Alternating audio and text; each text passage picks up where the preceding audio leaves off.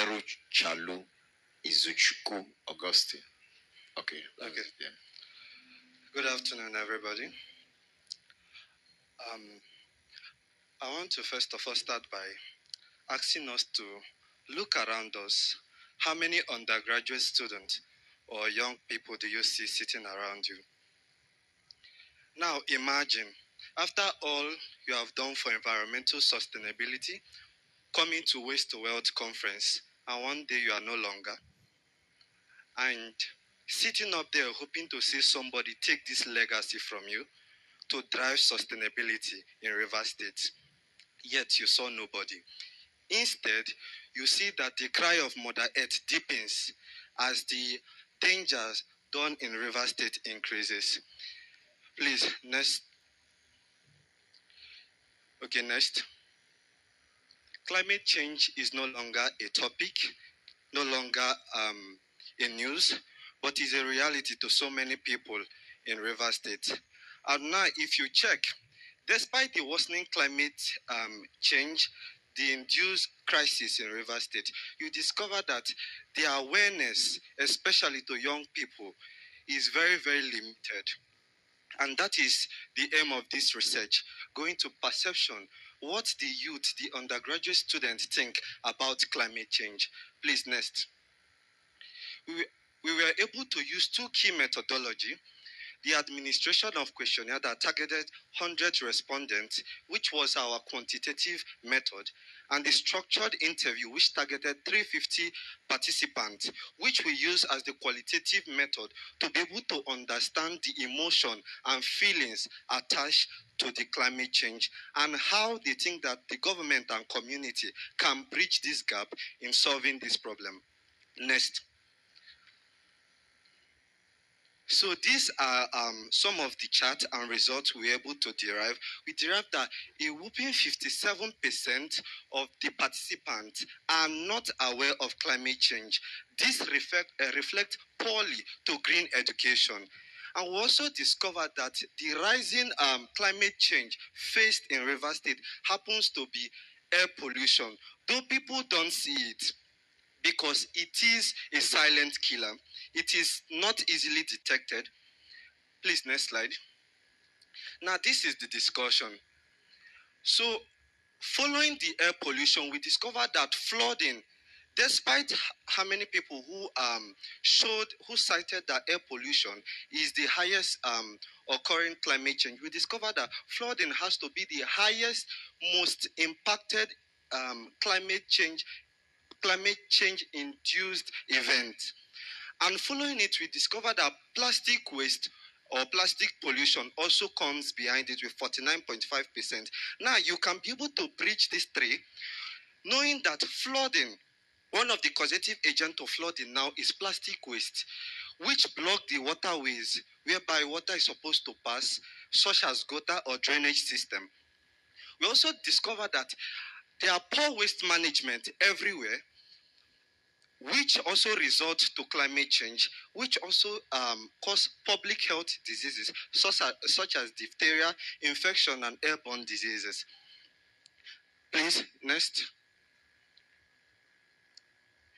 Next. So we discover in the research that this study, despite how frustrated students are, they are still able to enhance or keep themselves to be able to show the works that they can do to be able to drive impact for climate change. Please, next slide.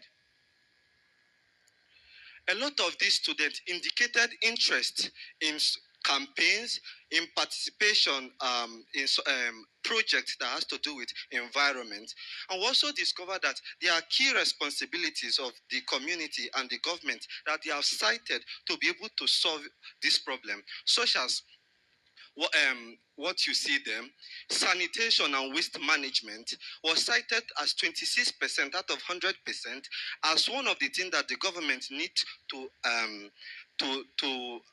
lay emphasis on. And we also discovered that it has 20% and 15% were green education and public awareness. Please, next slide. And here comes to the recommendation. Next slide.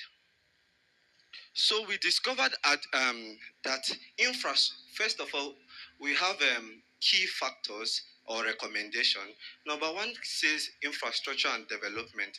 So now we discovered that priority needs to be given to proper waste management, such as dump site, which is a key duty of the River State Waste Management Authority. And we need to reconstruct the drainage systems.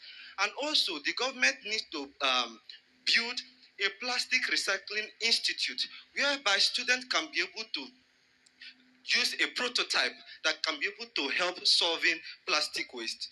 I also discovered that yes, we have policies, but we want to know how to be able to regulate and enforce these policies. We discovered that there has to be interagency task force that can be able to bridge government agency, NGOs that can be able to work together to be able to monitor waste dump site, and also there has to be a climate coalition board, or yes, board that can be able to sit and tackle climate change. And also we discovered that there is no database for climate change or the awareness of risk of flooding or other climate induced effects. So we said that there has to be a dashboard that can be able to tell people that so here there is a risk of flooding. So we also discovered that green education, which was cited as one of the causative effects of climate change in River State, that despite this launch of book, we discovered that how many conferences that we have gone, that the government frequently say that they can't be able to add this in the curriculum as a subject, but we can do this by adding it as a topic in the curriculum. In undergraduate or tertiary institution, we can add it in general studies to be able to educate the students about climate change. That is making a book like this relevant. Because without doing this book or anything we talk about climate change will not be relevant. Now we'll have to we go to funding youth-led sustainability projects. There are so many projects that youth have to offer. We have to create a grant or a funding that can be able to be used by these students to be able to make sustainable project which can be of idea to the government in implementation. We also talk about database transparency and accountability, whereby the government or the community need to broadcast or publicize this news using River State indigenous languages.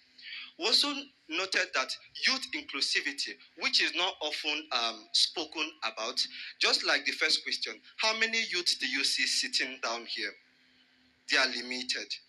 And this is not supposed to be so, because by the time when everybody here is tired, somebody has to be there who can be able to take this legacy. So we have to include them in policy making, create a climate change council for youth that can be able to sit down to give back to the government or to the elders what they think that the youth that is best for them to be able to solve this problem.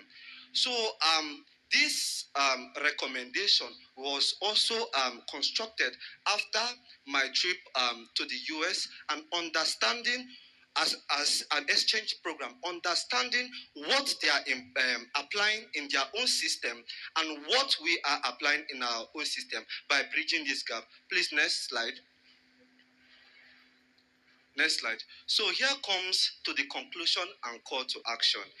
These conclusions stand on three pillars, which is number one, we have to key into waste and drainage system reforms.